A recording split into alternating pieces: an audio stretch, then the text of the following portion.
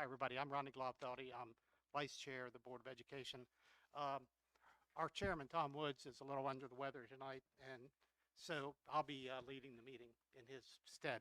So hopefully you'll bear with me. We're now going, there's no public comment tonight, so we're going to go right into executive session. But before we do, I have to read this.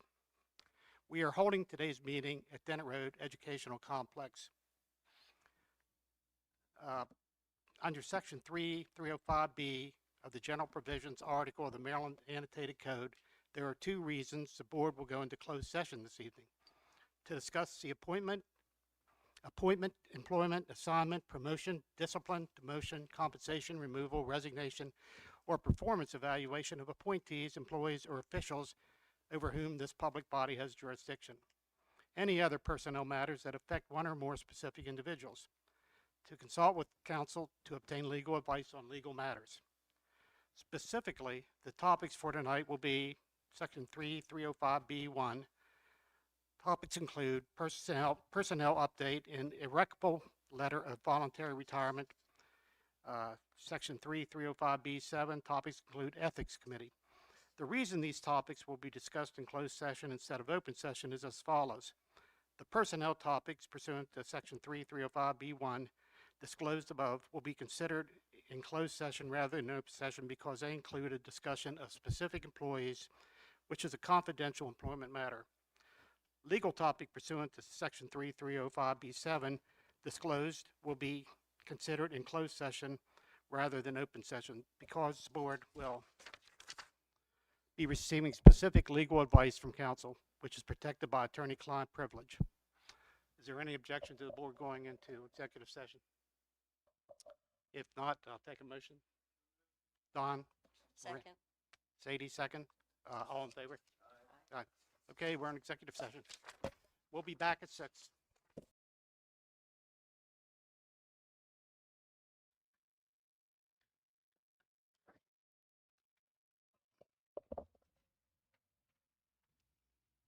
Okay, everyone. Repeat, Rodney Gloffeldy here, Vice Chair of the Board. Mr. Woods couldn't be with us tonight, so I'm going to conduct the meeting. And hopefully it's a light agenda, so we always will miss Mr. Woods, but hopefully we can get through it without him tonight. I need a motion to reopen the public session. You want to do that first? Okay, we'll do a moment of silence first, and then Cadence will lead us in the Pledge of Allegiance.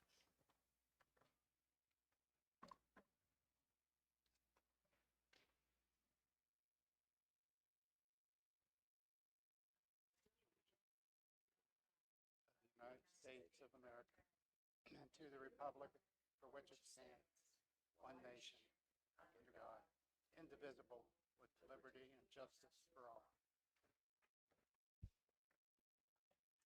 Okay. Now approval on the agenda. Don, all in favor? Aye. Okay, and we need the approval of the November minutes, and so it's on the consent. Okay, it's on the consent agenda. I'm sorry. I wonder why I didn't see it there. The consent agenda and the websites. Anybody interested in those can go to the website and take a look at them.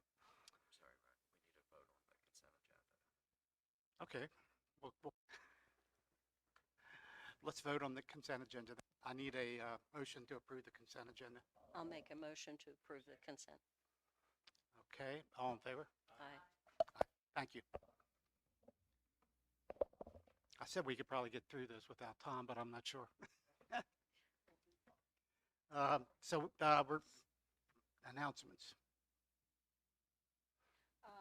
Announcements can be found on our website, and as the superintendent update, I'll make some additional announcements at the end of the meeting. Very good. Policies and procedures. we're going to do the ADA goals for the Garrett County Public School System. And who's presenting that? Dr. Miller? Dr. Miller.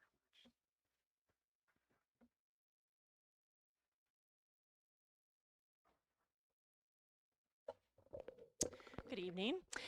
So we are bringing this back to the board. It was approved last year and we're making a minor revision this year, really just looking at renumbering the priorities. And we took a look at the goals that are in this policy and looked at the order in which they occurred in the policy, and we aligned our priorities into the same order. Any questions? This is, will be voted on at the January meeting. Yes. So, but if anybody has, it's a pretty simple numbering issue, I think. Mhm. So that's a good one. That's an easy one. Okay, thank you. Okay. Then we have JLG procedure. And Mr. Mike Lewis will present that for us. yes, Mr. Lewis, take it away.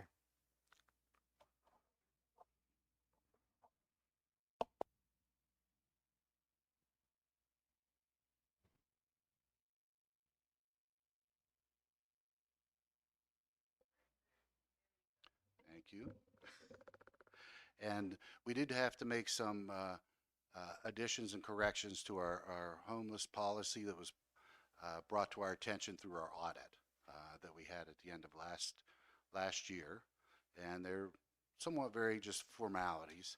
One, we had to change some of our procedures were in with our policy, and so we pulled out all the procedures, moved over to a procedural section, and then from there we had formatting that we addressed, so it was in the proper formatting as well. And we worked with, I did, with Patricia Julianelle, who is the director of homeless students down at MSDE.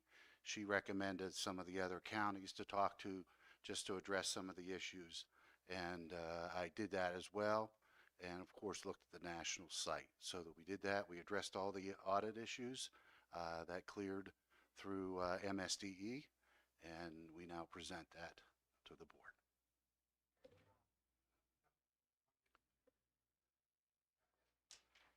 Yeah, the policy and then the procedures, we pulled all of those out, moved those over, made the same recommendations. We did include then our team that we have in there now, our best interest team. So we included that within our procedures, as well as included the home school of origin in our definition. Yeah, you're welcome. Thank you.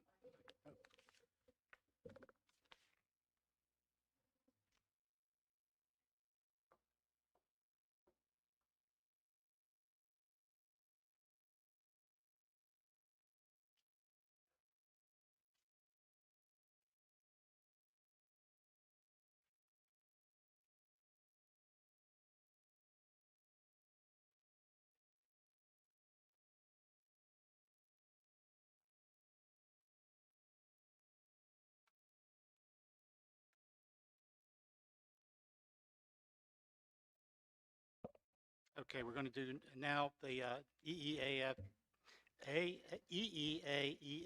Transporting Students to Extracurricular Activities Policy and Procedure, new and revised. All right, so this policy is regarding transporting students to extracurricular activities. This was a new policy. The policy and procedure were both made to match COMAR. We've added a link to the COMAR in the policy and the procedure. Just a couple points I want to make. Only certified drivers who are approved by the Transportation Department are permitted to operate vehicles. That requires a driver's record check and they have to complete the safe school videos in order to drive those vehicles.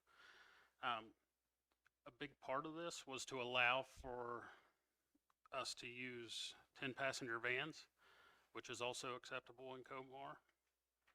And we did update the procedure to eliminate the producing income section because staff are reminded their insurance provides coverage if personal vehicles are utilized. Okay, anybody have any questions?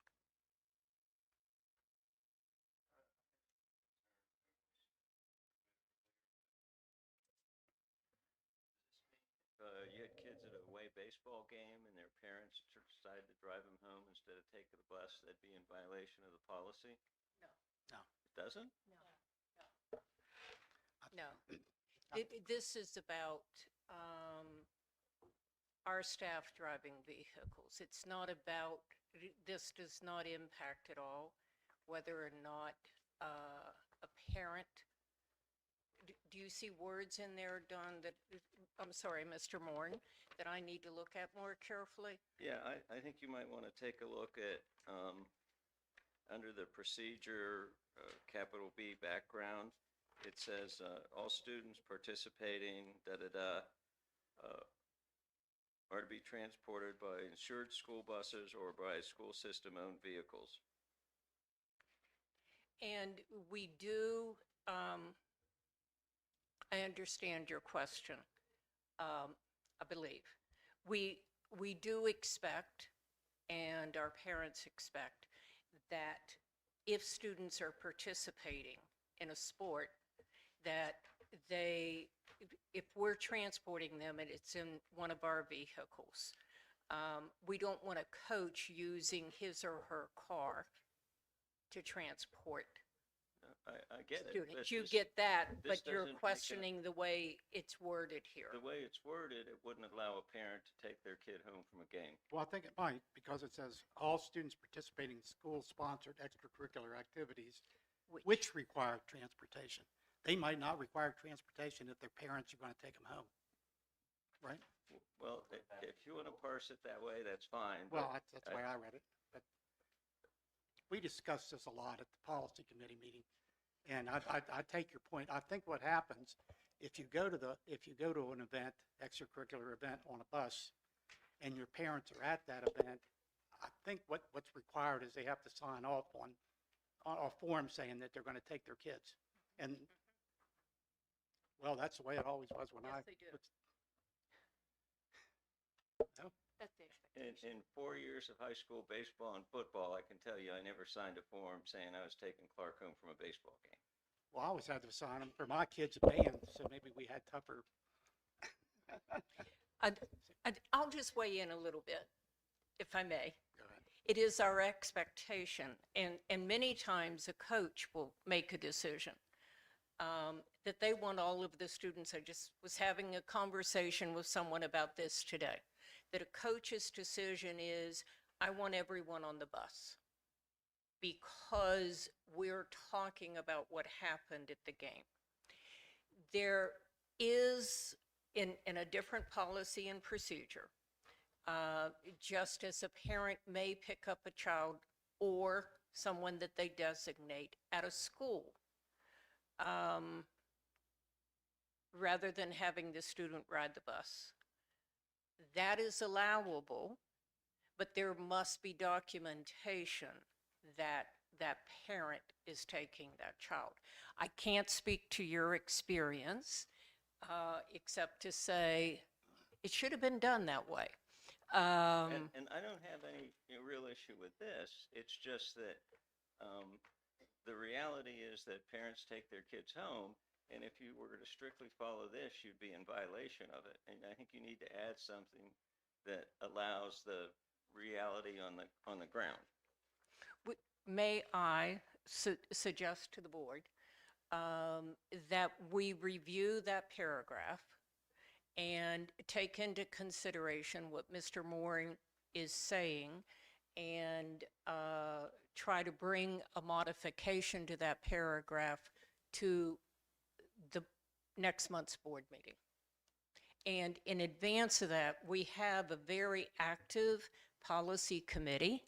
So as we redraft that statement, I will share it with the policy committee members and be sure that we have consensus and then bring something back next month. That sounds good.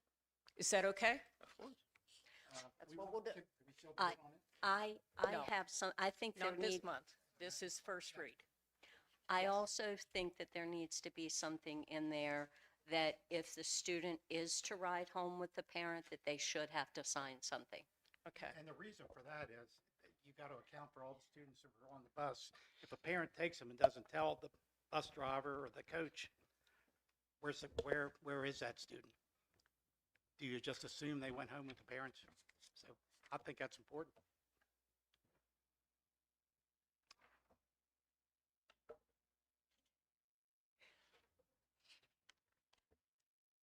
We'll consider that.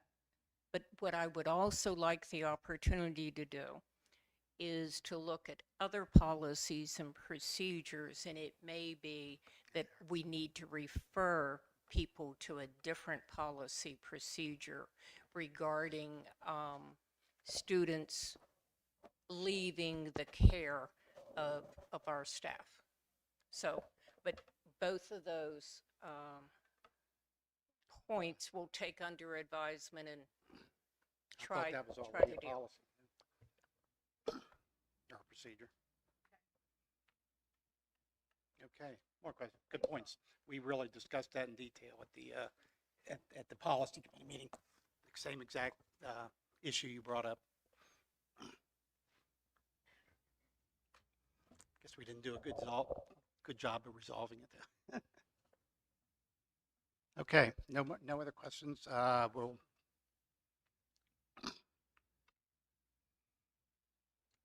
move on to the school calendar. Mrs. Miller. I'm sure we won't have any comments on this. If I may, from this seat, the first thing on the agenda is the school calendar modification for this year, since we have missed a day of school. And I just want to note for the board that we did request a waiver from the state allowing us to use Martin Luther King Day, which is on January the 19th, 2026. We requested a waiver. Since this is a state holiday, we must ask for a waiver. We requested a waiver for January the 19th. We found today that that waiver, the state board met today, that waiver was not approved by the state board. Therefore, and I'll announce this again at the end of the meeting, we will not have school on January the 19th of 2026. And I want to make that clear to the public because our published calendar noted that as our first makeup day. So, no school on January the 19th. The other thing I would like to ask the board for, since we are not going to school, and we've missed one day, and I'm worried about this week, or at least concerned, thank you, Bobby, about this week, that I immediately send a letter to the state superintendent requesting the ability, as our calendar says, to go to school on President's Day, which is on February the 16th. I would also like consensus acknowledgement that if we need another day, because I have to get this request to the state in time for it to get to the state board meeting, and understanding that if we miss another day, I will go ahead and try to be proactive and look at the Easter Monday and get that request to the state board in a timely way. We cannot make the request until we've missed a day. So that's where we are. Any concerns from board members, or may I move forward? Can't request, we only have to miss one more day or two more before you can make the request. If we miss one day, I will immediately request to go to school on February the 16th. As soon as we miss the second day, we will request to go to school on April the 6th. Haven't you already missed one day? Yeah, that's what I was thinking. Well, how do I misspoke. I will send a request to the state board in time for their January meeting, which I don't believe is until near the end of January. I think it's January the 29th. I will immediately request February the 16th as a makeup day. And if we miss another day, I will go ahead and try to be proactive so that our families know how to plan and request the Monday after Easter. Thank you. Do you need action on that? You've already approved the calendar, and the makeup days are on the calendar. There was just a little word twist on this year's calendar that made me want to be sure that the board understands what we're doing. So, Whatever you desire. okay, I don't think I need a vote. Okay. But you can take one if you'd rather. No, that's okay. Sounds like a good plan. Okay, thank you. Okay. So And we're- now we get Mrs. Miller for.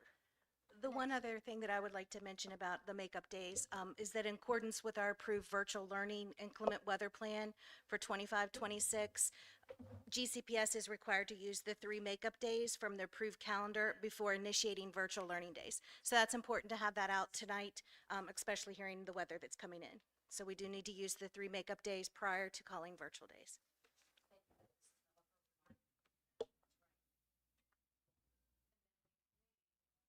People of something else, because what we had built into the calendar were the 3 makeup days.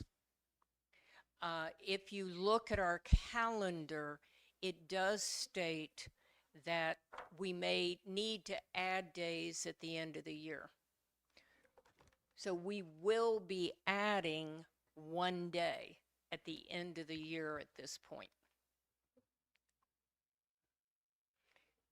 I have not had an opportunity to review the calendar to know exactly what day that is, but our published calendar will need to be changed by 1 day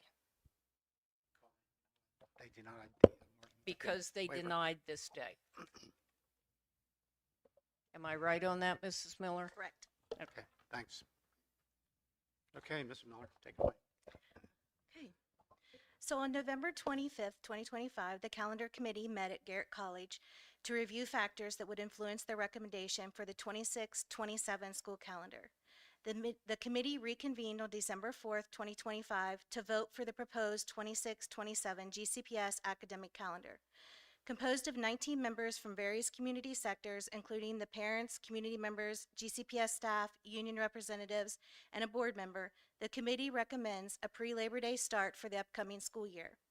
Their proposal is based on these following key considerations: a recommendation for implementing a standard school calendar practice. The Calendar Committee recommends adopting a standard practice for determining whether the annual school calendar will begin before or after Labor Day. Under this recommendation, September 5th will serve as the official marker. If Labor Day falls before September 5th, the committee will create a post-Labor Day calendar. If Labor Day falls on or after September 5th, the committee will create a pre-Labor Day calendar. Establishing this clear and predictable practice will resolve the ongoing pre- and post-Labor Day calendar debate and allow parents, staff, and community members to better plan for summer vacations, childcare, and work commitments. In addition, the committee believes this approach is respectful of the business community. The committee also looked at what this would mean for the next 10 years. And so looking at for the next 10 years, we would have 4 pre-Labor Day and 6 post. The committee also feels it important to mention that during the July 9th, 2019 Board of Education meeting, a pilot program was approved permitting students to take 2 excused absences prior to Labor Day for work-related purposes. Students were required to notify their school in advance and provide a note signed by both a parent guardian and their employer.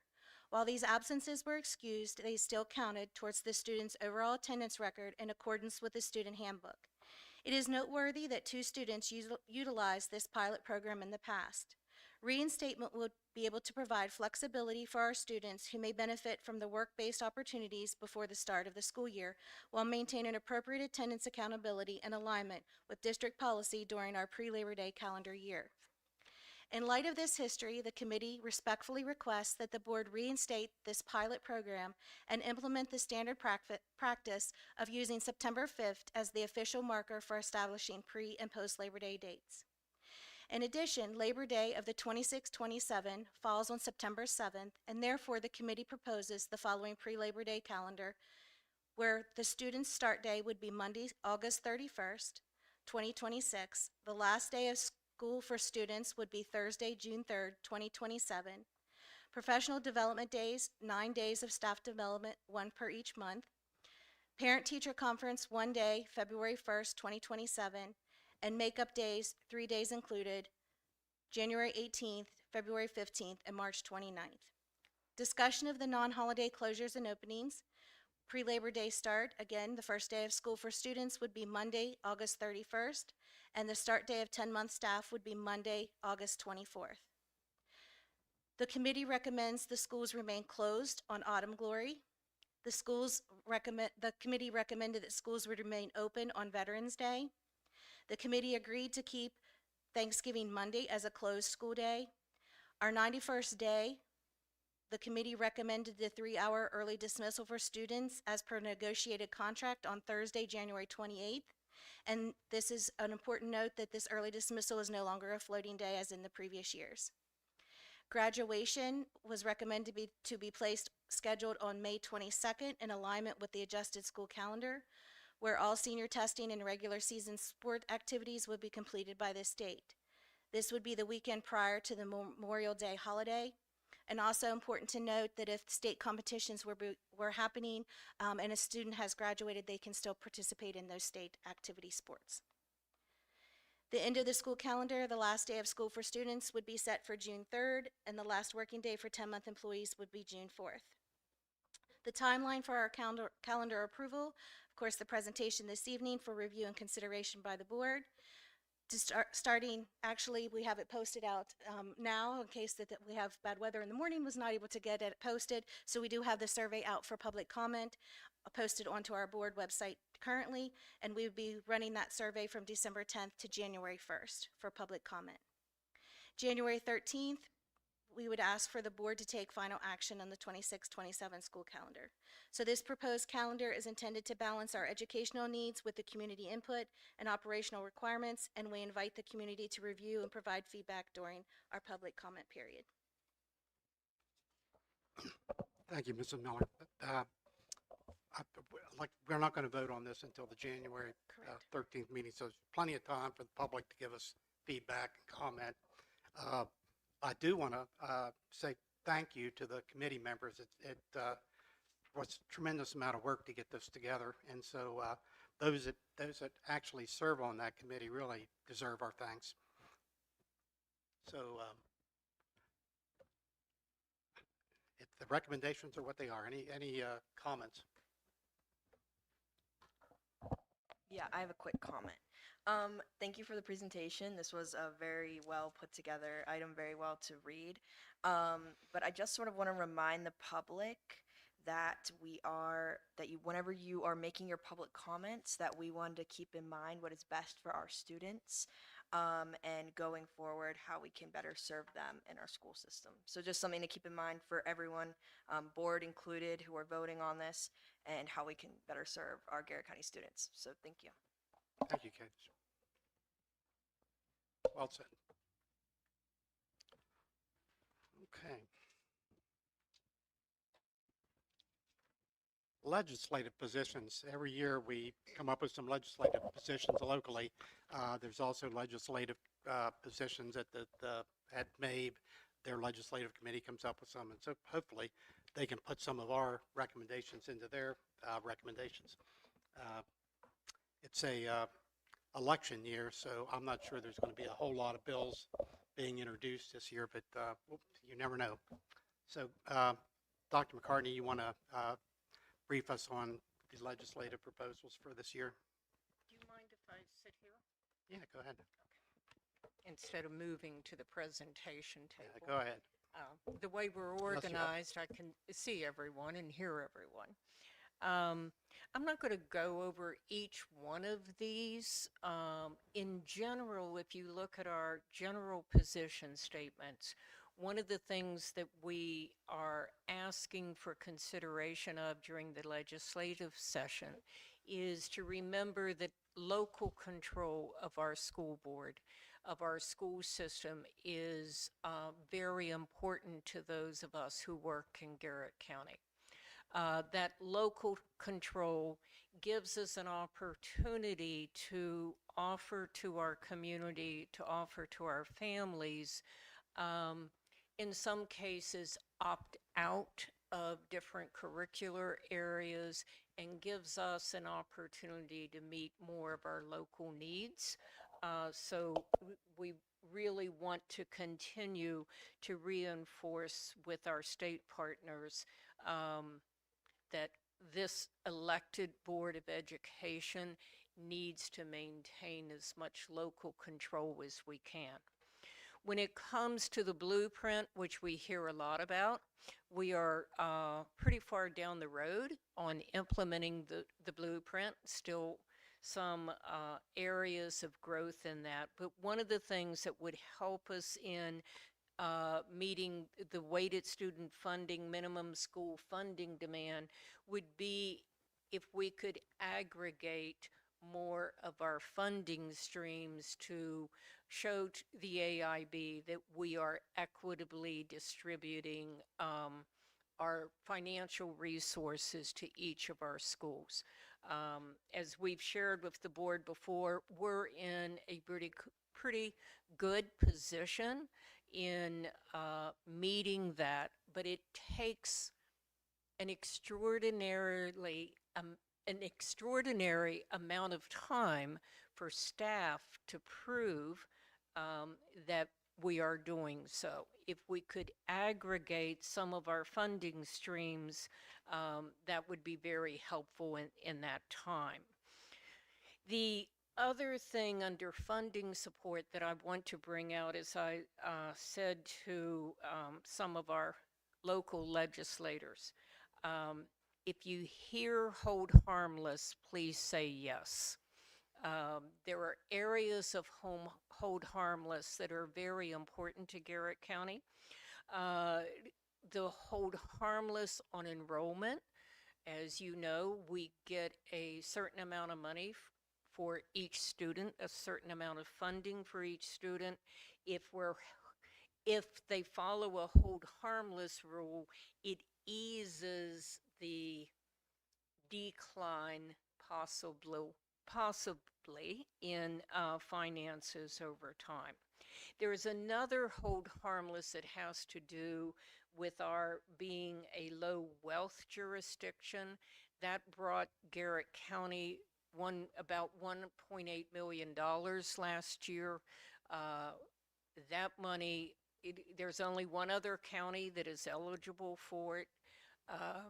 So the Delegate Heinball especially, along with Senator McKay, but I know Delegate Heinball did a lot to keep an eye on that grant.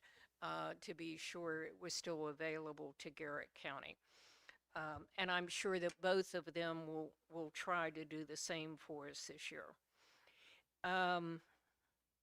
The other underfunding is a little bit more complicated, but there are changes in some of the funding formulas at the state, and some are still under review.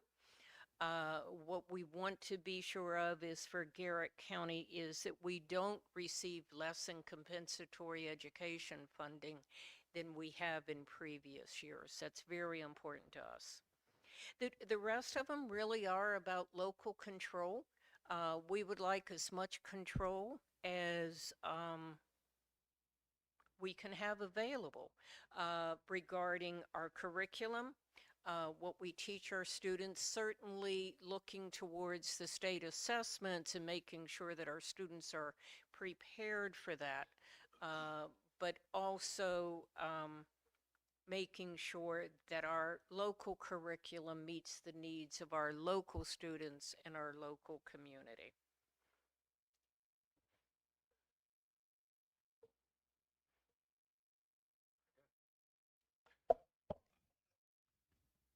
I think some of these priorities are already on MABE's radar, and I'm sure they're on PZAM's radar too. So You're right. I think we're probably on our own on the 1.8 million. We are very much in line.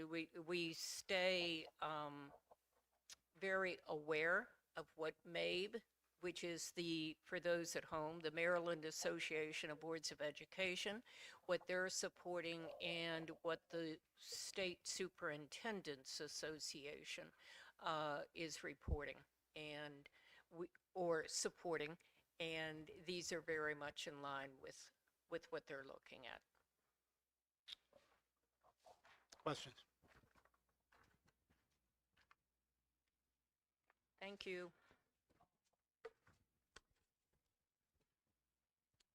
Okay. Not quite 7. Well, So should we go ahead with the student board member report? we have public comment at 6:40. Oh, 6 or, oh, good. 6:45. Good thinking. So we're close. So we could changed the go ahead and do agenda. the student Yeah. report. Okay, thank you. This report will be kind of brief. Students are getting ready for their holiday break. It's much anticipated. For our student reports, a lot of our athletics have begun for the season. Various theater productions have occurred. I got to go to all 3 of them that at the PAC, it was a really great time. A certain student shout out. A student at Southern was selected for the University of Maryland High School Honor Band. It's an incredible honor. And then also, Crellin Elementary was going around to spread holiday cheer around its community, which I thought was really great. Northern High School was named an all-area West MAC team for their volleyball. Route 40 Unified Bocce team won the county championship, and right now several schools had just gotten done celebrating their end of the first quarter with an incentive for their students. We just wrapped up with our county, our December General Assembly. We worked on your presentation out in the community. We had a wonderful guest speaker. We got to also do a service project for adopting a Christmas time child. We got to do that for 6 children out in the community. Southern High School has also decided to approve funds to help out an additional 5 children in the community. Northern High School just got done planning their big incentive, and they're working on some school morale things for around this time.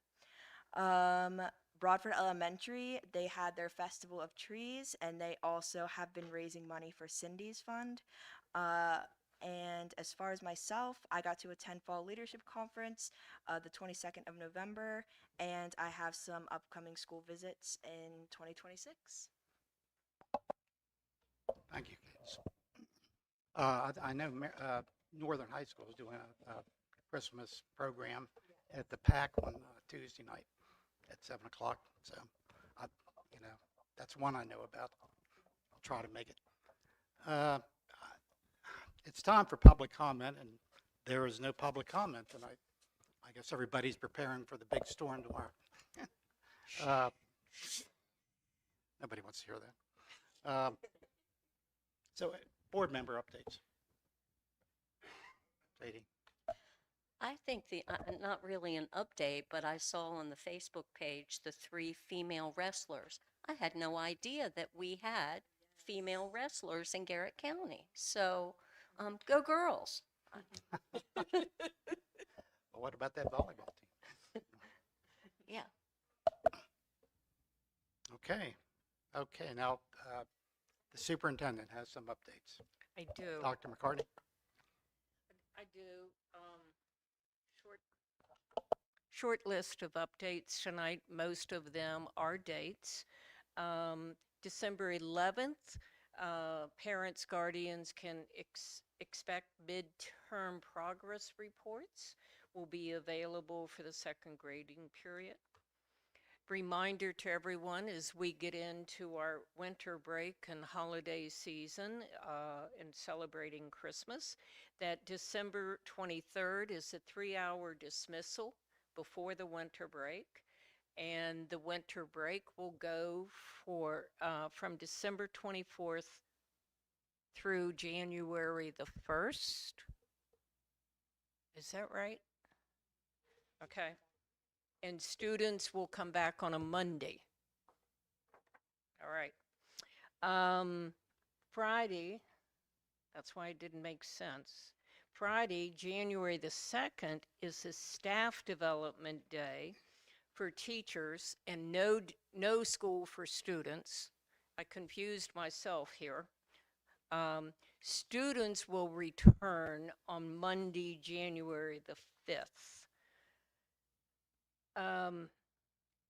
We have a lot of activities going on at our schools this year during the Christmas season, during the holiday season.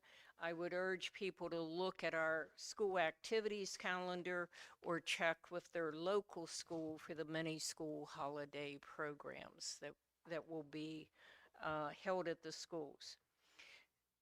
If you missed the beginning of the meeting, and I'm sure that Mr. Green will help us in a press release in getting this information out, our schools will be closed on Martin Luther King Day on January the 19th.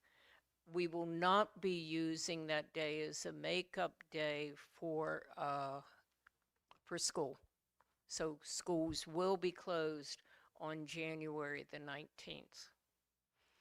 The last thing I'll say is we're all watching the weather, and we'll be watching tonight and early in the morning. So please stay tuned for more information as the weather system develops. Thank you.